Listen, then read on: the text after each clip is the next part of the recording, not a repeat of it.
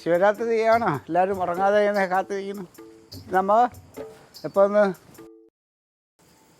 ഇപ്പം സമയത്രയുടെ ഇപ്പം സമയത്രയെന്ന് ആ ചോടനല്ലേ 10:50.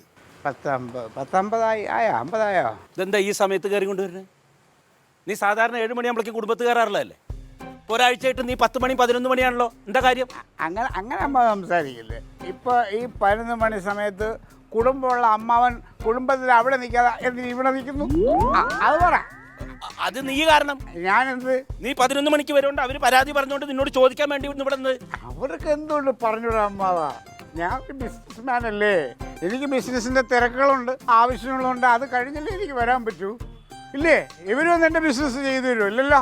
രാത്രി 11 മണി വരെ വെള്ളം അടിച്ചിട്ട് ഇങ്ങനെ ഓരോരുത്തരുടെ കൂടെ വരണതാണോ എൻ്റെ ബിസിനസ്? ഞാൻ ബിസിനസ് മീറ്റിങ്ങിൻ്റെ ഇടയിൽ ചെറുത് കഴിക്കും. അതൊക്കെ അതിൻ്റെ ഒരു ഭാഗമാണ്. അത് നിങ്ങൾക്ക് പറയാൻ മനസ്സിലാവില്ല കേട്ടോ. അവിടെ എന്നെ ബിസിനസ് ഞാൻ ചെയ്യും. അത് ചെയ്ത് ഞാൻ കാണിച്ചു തരാം. എന്താ എൻ്റെ ബിസിനസ്? അത് ഞാൻ പറയില്ല. ഈ ഏരിയ ഉണ്ടല്ലോ, ഈ ഏരിയയിൽ നിന്നിട്ട് എൻ്റെ ബിസിനസ്സിനെ കുറിച്ച് ഞാൻ പറയില്ല. എന്തെങ്കിലും പറഞ്ഞ അപ്പം നെഗറ്റീവ്.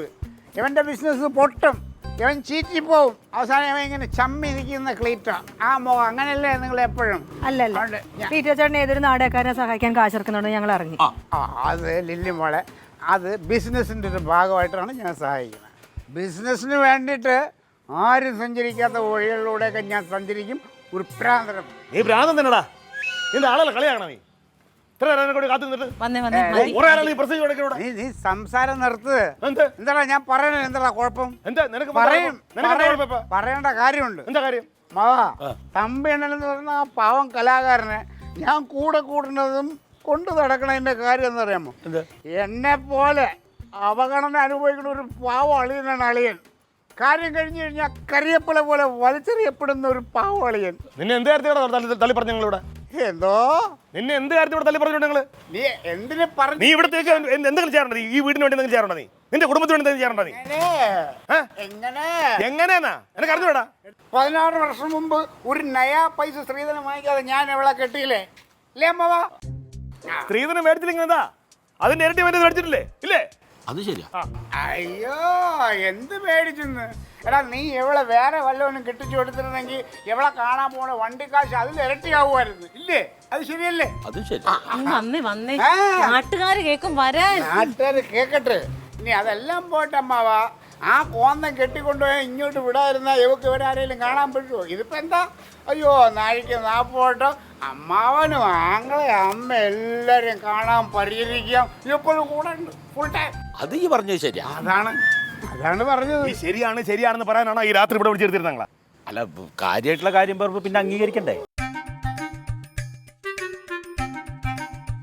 ശരി എന്ന് പറയുന്നത് തെറ്റെന്ന് തിരിച്ചറിയാൻ ഇതില്ല അമ്മാവ. ശരിയെന്നും തെറ്റെന്നും അംഗീകരിക്കാൻ പഠിക്കും. മതി ചോദ്യം പറച്ചിലൊക്കെ. നേരെ പാതിരാത്രി പോയി കിടന്നേ.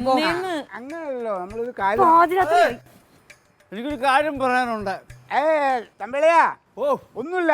ഇത് ഞങ്ങളെ ഫാമിലി ടോക്സാ. Good night. കുടുംബ പ്രശ്നം, സ്വീറ്റ് ഡ്രീംസ്. ഓക്കെ, ഒന്നുമില്ല. അങ്ങനെ പോലെ അതൊക്കെ ഫുൾ ബാലൻസ് ആണ്. ഇങ്ങോട്ട് വന്നേ ക്ലീറ്റോ നിങ്ങള്. അമ്മാവാ, ഞാൻ പറഞ്ഞത് ശരിയില്ല അമ്മാവ? എല്ലാം ശരിയാ. അല്ലേ? വേണ്ട, ഈ വീട്ടിലെ വിവരമുള്ള ആപ്പാടെ എൻ്റെ അമ്മാവ മാത്രമേ ഉള്ളൂ. ഐ ലവ് യു അമ്മാവ. I love you. എൻ്റെ അമ്മാവനാണ് പാവം. എല്ലാ കാര്യങ്ങൾക്കും ഒരു കൃത്യമുള്ള ആൾ. ഇവന്റെ ഒരു കാര്യം. സത്യത്തിൽ അമ്മാവനെ എന്ത് ചോദിക്കാനാണ് ഇവിടെ നിന്നത്?